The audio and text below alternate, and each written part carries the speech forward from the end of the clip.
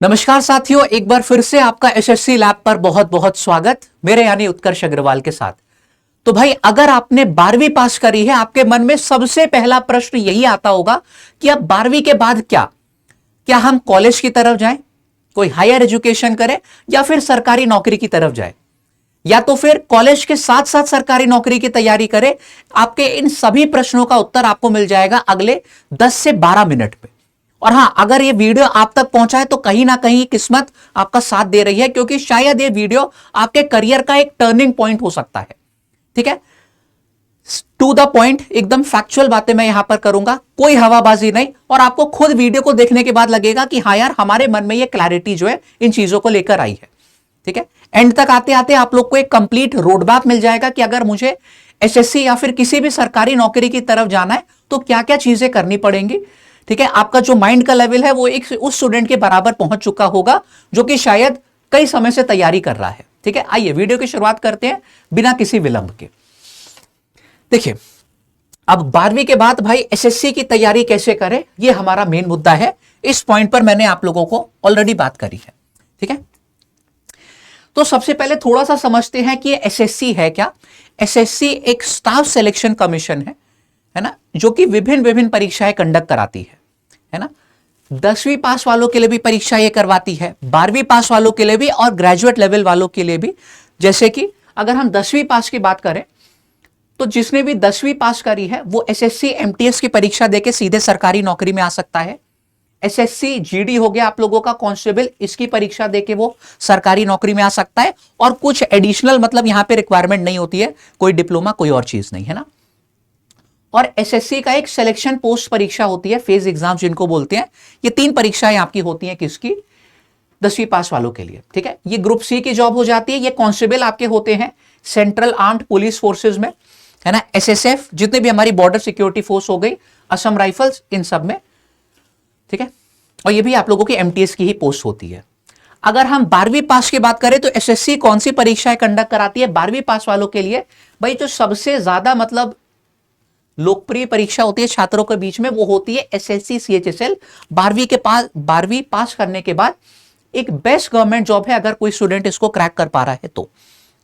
ठीक है, आपके सीधे जो है 45,000 प्लस तनख्वाह ज्वाइनिंग के टाइम पर यहां पर बन सकती है, डिपेंडिंग कि आप कौन सी स्टेट में कर रहे हो, है ना, बिना किसी और एडिशनल डिग्री के।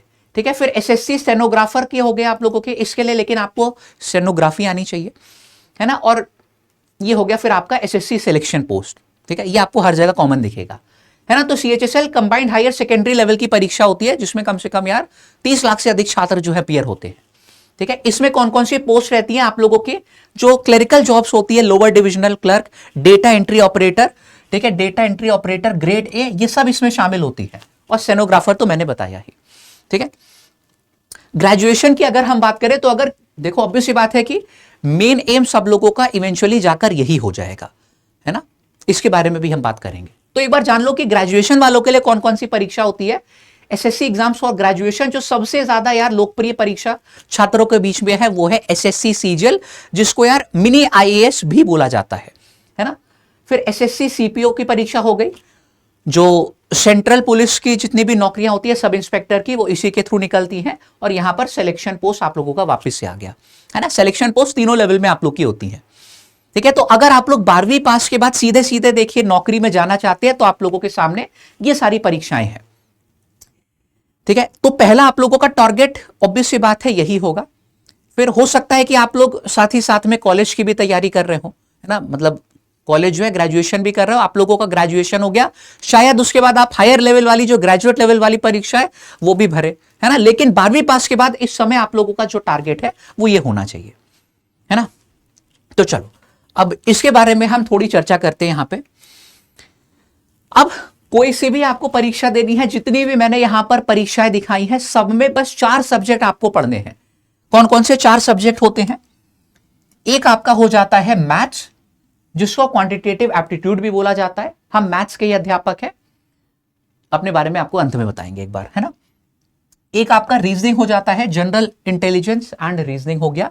एक आप लोगों की जनरल अवेयरनेस हो गई, एंड चौथा आप लोगों का सब्जेक्ट हो जाता है यहां पर इंग्लिश कॉम्प्रिहेंशन। ठीक है, यही 4 सब्जेक्ट हर परीक्षा में आप लोगों के पूछे जाते हैं, तो ये बहुत अच्छी बात है ना।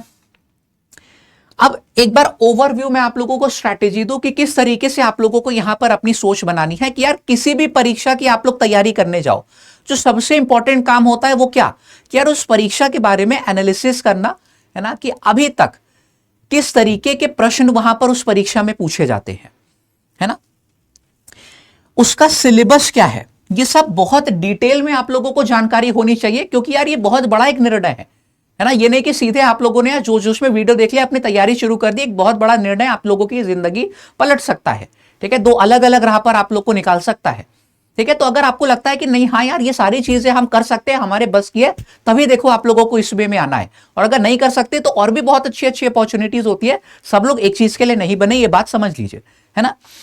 तो आपको सबसे पहले क्या करना है, अच्छे से जो सिलेबस है वो आपको एनालाइज करना है, फिर आपको देखना है कि प्रीवियस ईयर के पेपर को एनालाइज करते हुए कि किस तरीके के प्रश्न यहां पर पूछे जाते हैं, क्या हम थोड़ी बहुत तैयारी करने के बाद ये कर सकेंगे, है ना, क्योंकि आप लोग 12वीं पास हो, इतने सेंसिबल तो हो गए ही, है ना, कि कोई प्रश्न अगर गणित का आता है, हाँ यार ये थोड़ी तैयारी से हम लोग कर लेंगे, रीजनिंग का कोई प्रश्न आता है ये थोड़ी तैयारी से हमसे हो जाएगा, जनरल अवेयरनेस में ये सारी चीजें तो हमने यार हिस्ट्री ज्योग्राफी में पढ़ी थी, है ना, इंग्लिश में ये सारी चीजें तो हम करके आए हैं, इतना आप लोगों को अंदाजा लग जाएगा, क्योंकि भाई 12वीं तक की पढ़ाई काम आती है, एडिशनल चीजें करनी पड़ेंगी, ऑब्वियस सी बात है बहुत सारी, लेकिन वो पढ़ाई जो है काम जरूर आती है आप लोगों के, ठीक है।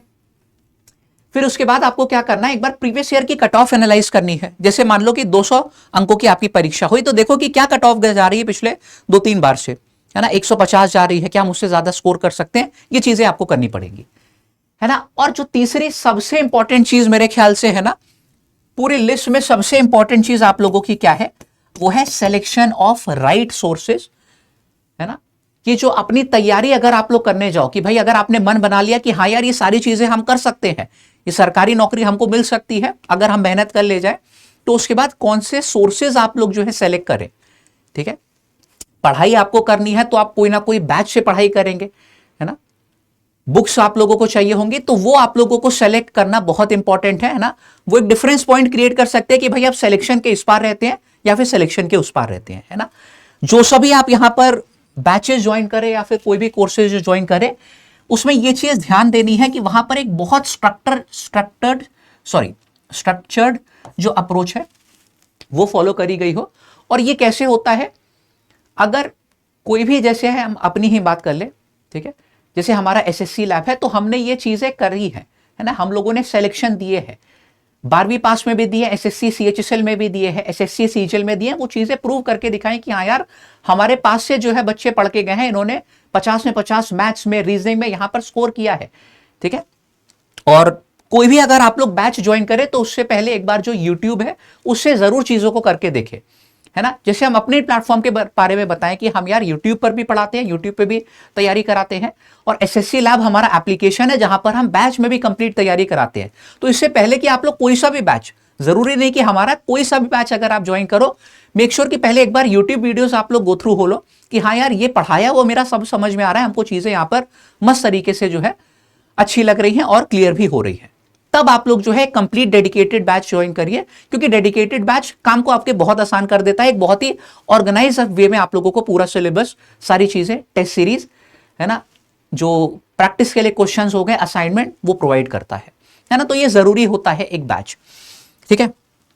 उसके बाद ऑब्वियस बात है कि आपको एक अपने ही तरफ से अपना एक डिटेल्ड रोड मैप बनाना होगा कि हाँ यार हम अगले 6 महीने इस तरीके से जो है डेडिकेटेड होके अपनी तैयारी करेंगे, है ना। मैं नॉर्मल तैयारी की बात नहीं कर रहा, आप लोगों को स्मार्ट वर्क करते करते तैयारी करनी होगी, ठीक है। और एकदम डेडिकेटेड मतलब ऐसा नहीं कि यार चलो 6 महीने हैं, आज नहीं पढ़ते हैं, कल तो पढ़ ही लेंगे, ये नहीं। अगर 6 महीने दिए तो पूरे 6 महीने इसको दे दो कि बाद में कोई अफसोस ना रहे कि यार हमने अपनी तरफ से कोई कमी छोड़ी है, ठीक है। तो ये सब फैक्चुअल बातें हैं जो कि हम बता रहे हैं, ठीक है। भाई हम खुद 2 बार एसएससी सीजीएल क्रैक कर चुके हैं, है ना, जो कि सबसे ऊपर वाली लेवल की परीक्षा होती है। तो ये हम अपने पर्सनल एक्सपीरियंसेस से भी आपको चीजें बता सकते हैं, ठीक है। हम 5 बार गवर्नमेंट एग्जाम क्रैक किए टोटल, जिसमें 2 बार सीजीएल शामिल है, और 5 बार हम मैथ्स के अध्यापक हैं, हमने मैथ्स में 50 में 50 स्कोर किया है, ठीक है। तो ये सब मतलब ट्राइड एंड टेस्टेड ही यार चीजें हैं। इसके बाद बात करें तो मिनिमम टाइम जो आपको चाहिए होगा डिटेल में सिलेबस को कंप्लीट करने में, सभी चारों सब्जेक्ट का, ठीक है, वो 6 से 8 महीने आपको चाहिए होंगे, है ना, डिपेंडिंग ऑन द लेवल, है ना। कुछ जो होते हैं, कुछ को मतलब मालूम होगा ना कि मतलब हम जैसे बिलो एवरेज है तो उनको हो सकता है कि 8 महीने लग जाए, कोई अबव एवरेज है तो उनका 6 महीने में ही सिलेबस फिनिश हो जाए, लेकिन 6 से 8 महीने में हर कोई अपना सिलेबस डिटेल तरीके से फिनिश जो है वो कर सकता है ना। फिर उसके बाद आपको क्या करना है, ये मिनिमम टाइम हो गया आप लोगों को जो सिलेबस कवरेज करी चाहिए। उसके बाद आप लोगों के रिवीजन और मॉक टेस्ट के लिए भी अलग से टाइम चाहिए होता है ना। ये साथ ही साथ में शुरू हो जाता है, ये मत सोचिएगा कि उसके बाद हमको अलग से देना पड़ेगा, है ना।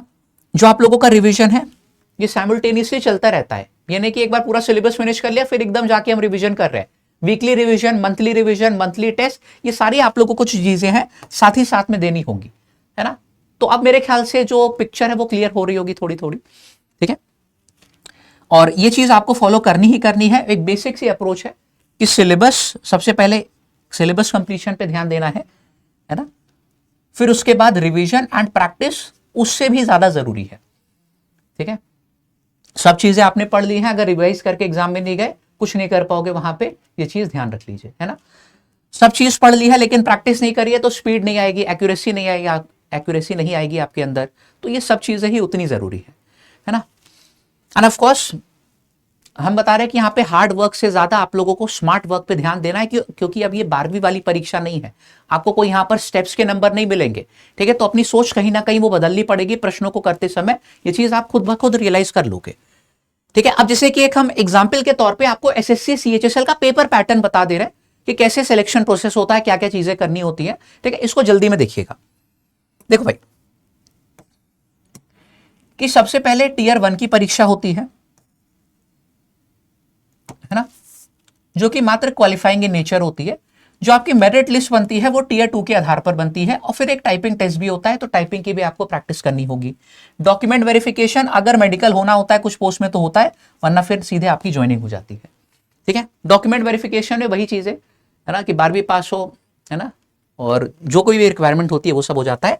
अब पेपर पैटर्न मैंने ऑलरेडी बताया था कि यही 4 सब्जेक्ट आपको हर एक परीक्षा में पढ़ने हैं, ठीक है। अगर आप ग्रेजुएशन में भी जाओगे ना तो यही 4 सब्जेक्ट आपके आएंगे। सीजीएल की परीक्षा दोगे तो भी यही, reasoning, general awareness, maths and English, ठीक है। सबका वेटेज बराबर होता है, 25-25-25 सबके क्वेश्चन होते हैं।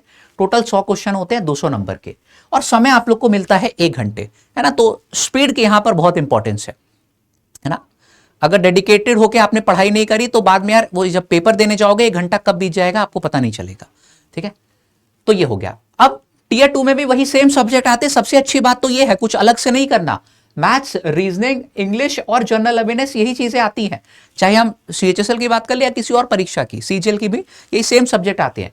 बस एक कंप्यूटर एडिशनल आपको पढ़ना होता है जो कि क्वालिफाइंग होता है वापस से, ठीक है। मेरिट जो लिस्ट आपकी बनती है वो मेन यहां पर ये जो इतने नंबर हो गए ना 180, 360 इस नंबर पे बनती है ना मेरिट लिस्ट, ठीक है। अब एक बार सिलेबस जरा हम आपको बताने से पहले, ठीक है, सिलेबस भी बिल्कुल बताएंगे लेकिन उसको दिखाने से पहले एक और चीज बता दे जो कि काफी स्टूडेंट्स यार निग्लेक्ट कर देते हैं, है ना, कि कैलकुलेशन आपको बहुत स्ट्रांग करनी है, ठीक है। इससे पहले कि आप लोग जो है एक्चुअल चीजें पढ़ने जाओ, है ना, मैथ्स में जो चैप्टर्स आते हैं वो पढ़ने जाओ, रीजनिंग में जो चीजें आती है वो पढ़ने जाओ, उससे पहले आपको जो अपना काम करना है इन सब कैलकुलेशंस पे करना है। टेबल्स बहुत अच्छे से मालूम होनी चाहिए, मल्टीप्लिकेशन करने की बहुत सारी ट्रिक्स है आपको मालूम होनी चाहिए, है ना।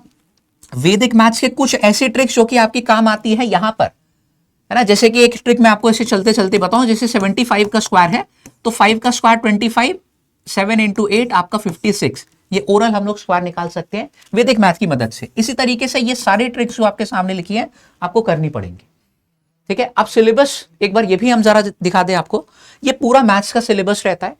ये चैप्टर्स कभी ना कभी आप लोगों ने जरूर सुने होंगे, अगर मैथ्स से है तो बिल्कुल ही सुने होंगे। अगर मैथ्स स्ट्रीम आपकी नहीं भी है ना तो भी कोई दिक्कत नहीं, क्योंकि यहाँ पे चीजें ये सीखी जा सकती हैं। हम भी अगर सिखाते हैं तो एकदम ये मान के सिखाते हैं कि आप लोग का पहली बार है, ठीक है। ये अरिथमेटिक के सारे चैप्टर हो गए, ये एडवांस मैथ के सारे चैप्टर।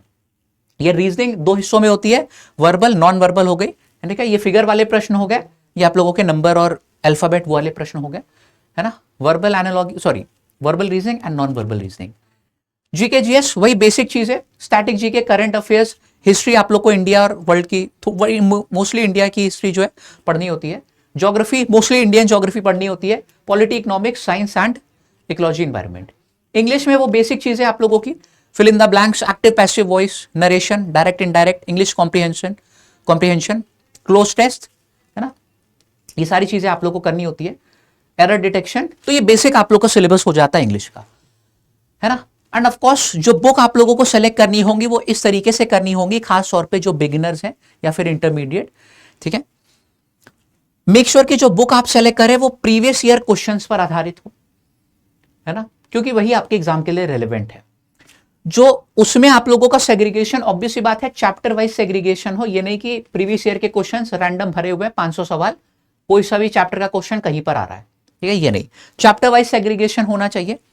इसमें भी फर्दर आपका जो सेग्रीगेशन है वो टाइप वाइज होना चाहिए।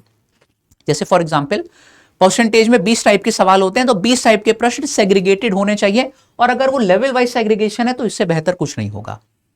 क्योंकि जो मैंने किताब ऑथर करी है, मेरी किताब का नाम अभेद है, उसमें ये सारी चीजें मैंने ध्यान में रखी है, ठीक है। तो मुझे नहीं लगता कि इतना डीप में सेग्रीगेशन कहीं पर और आपको देखने को मिलेगा, है ना। तो अब मोटा मोटा आप लोगों की ये स्ट्रैटेजी थी, है ना। उम्मीद करता हूं कि इसको देखने के बाद बहुत सारे आप लोगों के डाउट जो है वो मन में क्लियर हो गए होंगे कि 12वीं के बाद, है ना, किस तरीके से हम लोग एसएससी या फिर किसी भी सरकारी नौकरी की तैयारी की ओर जा सकते हैं। एंड शायद ये आप लोगों का एक टर्निंग पॉइंट हो करियर का। अगर आप वाकई में सीरियस है कि हाँ आज से हमको एसएससी की तैयारी शुरू करनी है, तो मुझको नीचे कमेंट करके यार जरूर बताइएगा, हमें बहुत अच्छा लगेगा आपका कमेंट देख के, ठीक है। और अगर आप चैनल पर पहली बार हमारे संग जुड़े थे तो इसको सब्सक्राइब कर लीजिएगा, क्योंकि सब्सक्राइब कर लीजिएगा। एक मैं और वीडियो आप लोगों के लिए प्लान कर रहा हूं, जिसमें 6 मंथ्स का कंप्लीट स्टडी प्लान जो है एक बिगिनर के लिए मैं शेयर करूंगा। तो अगर ये आपको वीडियो चाहिए, ये भी मुझको नीचे कमेंट करके जरूर बता दीजिएगा, ठीक है। एंड जैसे कि मैंने बताया, हम पूरी एसएससी की तैयारी कराते हैं अपने एप्लीकेशन लैब के ऊपर। तो अगर आपको हमारे संग जुड़ के तैयारी करनी है, आप सीधे सीधे एसएससी के महापैक में आ जाएंगे, ठीक है। और इस कोड का इस्तेमाल जो है जरूर कर लीजिएगा ज्वाइन करते टाइम, तो जितना भी अधिकतम हो सकता है हम आपकी फीस पे डिस्काउंट भी करवा देंगे, ठीक है। लैब 248 ये हमारा कोड है। बाकी bye bye, see you guys in the next video. नीचे कमेंट जरूर करिएगा, धन्यवाद, ठीक है। और इसको शेयर भी कीजिए, है ना, कोई भी आपका दोस्त है जो कि 12वीं पास किया और कंफ्यूज है, उस तक ये वीडियो शेयर जरूर कीजिए, ठीक है। Take care.